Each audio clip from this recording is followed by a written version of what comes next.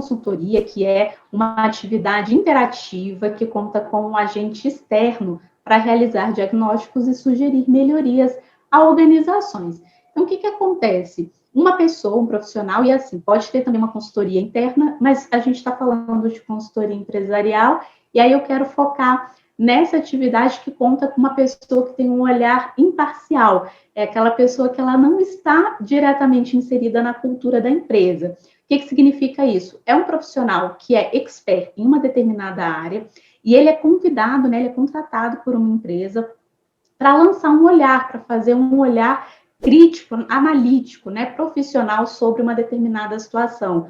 Pode ser uma situação de fluxo de processos de trabalho, pode ser uma situação de organização dos talentos da empresa, ou então para gerir os recursos financeiros. O consultor, ele vai atuar em áreas do seu domínio de conhecimento e experiência, então ele pode atuar em várias áreas organizacionais. E a ideia, gente, é que ele consiga observar ao longo de um tempo, tem consultoria aí que dura meses, até um ano. Então, a ideia, dependendo da complexidade da organização, esse consultor ele vai fazer um estudo, ele vai observar, ele vai conversar com os colegas, os profissionais, os colaboradores da empresa, para ele conseguir entender como é que funciona esse processo de trabalho, como os colaboradores estão conectados, o quanto eles estão engajados, para ele conseguir identificar os pontos de entrave, né, que são problemáticos para a organização gerar os resultados necessários. Mediante disso, o que ele vai fazer? Ele vai depois colocar tudo isso num relatório técnico, né? Ele vai descrever o que ele observou, tudo que ele foi pontuando ao longo do tempo e vai sugerir, conforme a sua experiência, o seu conhecimento, algumas ações corretivas ou até mesmo preventivas para gerar aí as mudanças necessárias e ajudar a empresa a alcançar os seus resultados e lograr êxito no futuro.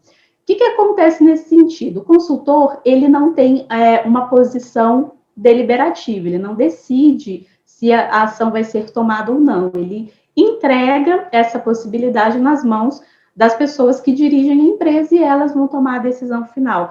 Ele é consultivo, né? Ele tem uma posição consultiva. Então, esse seria o papel do consultor, né? O papel da consultoria.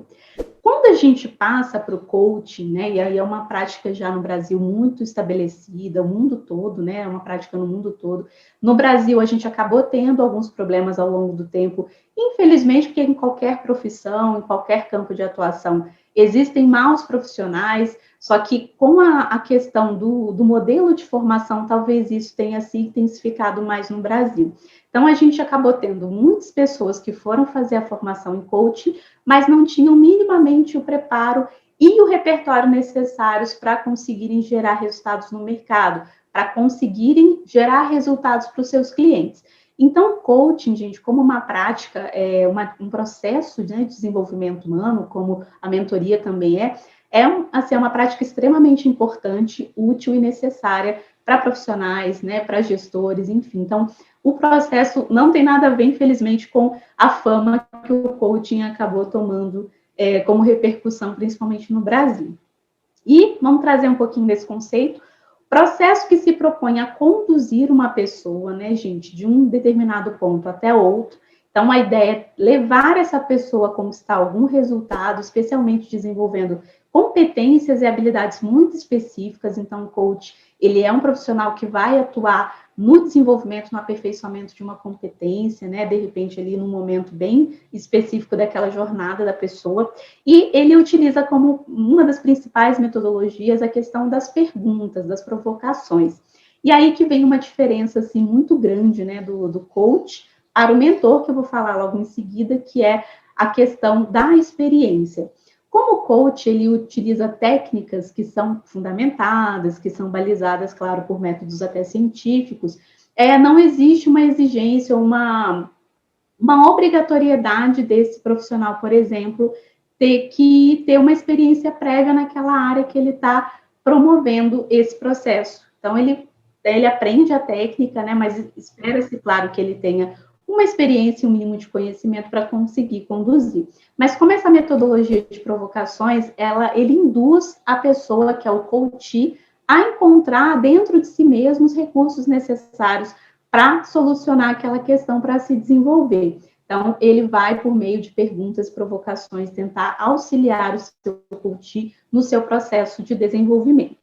E aí que a gente chega agora, finalmente, à mentoria, que é um outro conceito, que também tem sido resgatado e muito praticado no Brasil, principalmente nesse momento, né, nos últimos anos que a gente vem enfrentando, né, desde o agravamento da crise econômica, agora no processo da pandemia, a figura do mentor, sem dúvida, tem sido assim, primordial para gerar bons negócios, né, para ajudar empresas e profissionais.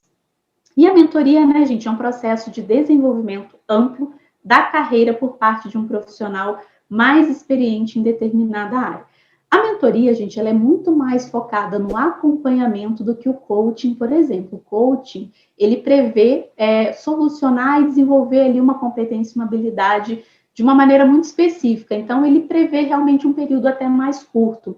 A mentoria, não. A mentoria espera-se que tenha um acompanhamento maior, porque a gente pensa na carreira como algo mais amplo, como algo de médio e longo prazo, né? Resultados que serão colhidos ao longo do tempo, não é nada muito rápido. Né? E a gente até fala isso também, que na formação em mentoring, a gente tenta aconselhar os novos mentores na formação que não sofram com essa urgência de gerar um resultado para o seu mentir, porque esses resultados, eles vão sendo gerados ao longo do tempo. Então, no processo, no acompanhamento e na consistência desse trabalho que o sucesso vai surgindo, né? Que aqueles objetivos vão sendo alcançados, tá? Marcela, foi ótimo, parabéns. Eu adorei, viu? Eu gostei muito quando, no seu discurso, a parte de ser imparcial, né? Às vezes a gente está torcendo tanto pelaquela pessoa, mas a questão, quando você falou da imparcialidade, eu achei surpreendente. Então, eu queria que você falasse um pouco mais nesse aspecto. Ai, muito obrigada, Renata. Obrigada aí pelo carinho de todos, pela atenção. Nossa, foi muito interessante você trazer de novo o ponto do olhar imparcial do consultor, assim como de outros profissionais, inclusive também quando na figura do mentor. A gente conversa muito sobre essa questão, inclusive, nas nossas formações, que é o seguinte, aí que está a grande diferença, muitas vezes até da posição de um amigo, de uma pessoa que realmente torce para o crescimento, que a gente vê que a pessoa tem todo o potencial para crescer, e a gente quer quase sentar na cadeira da pessoa e fazer por ela.